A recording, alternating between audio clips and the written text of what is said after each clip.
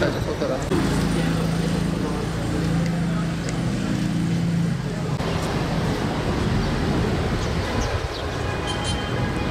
Dünya üzerinde yaşamanın en zor olduğu, Uygur, Kazak, Kırgız olmanın suç olduğu, milyonların demir parmaklıklara mahkum edildiği Doğu Türkistan, nesli yok eden milletlerden biri olma yolunda. Dünya tarihinde bir milletin topyekün gözaltına alındığı, kadın, erkek, çoluk, çocuk, genç, yaşlı, toplama kampları, çocuk kampları, hapishanelere doldurulduğu, aile olmak projesi adı altında evlere Çinli gardiyanların sokulduğu, insanların sokaklarda dahi yüz tanıma sistemleriyle adım adım izlendiği ikinci bir dönem var mıdır bilmiyoruz. Fakat bildiğimiz İkinci Dünya Savaşı'ndan bu yana kitlesel olarak en büyük özgürlükten men etme operasyonu Doğu Türkistan'da yürütülmektedir.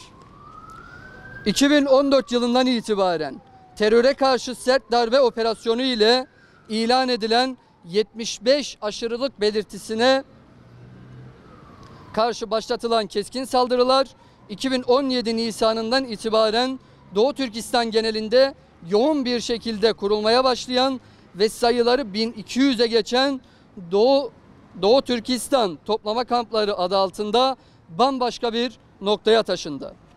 Evlerinden, çocuk ve eşlerinden, ana babalarından, akraba ve arkadaşlarından, işlerinden, okullarından, en sevdiklerinden koparılan, dünyanın en ağır işkence ve mahrumiyetlerini yaşayan 3 ila 8 milyon Doğu Türkistanlının gönüllü meslek edindirme kampında soykırıma uğradığına şahit oluyoruz.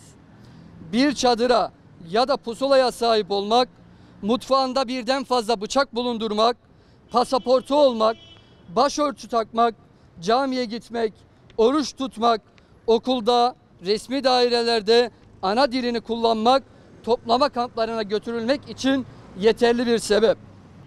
Soykırım suçu ve insanlığa karşı suçların tamamı buralarda ihlal edilmektedir.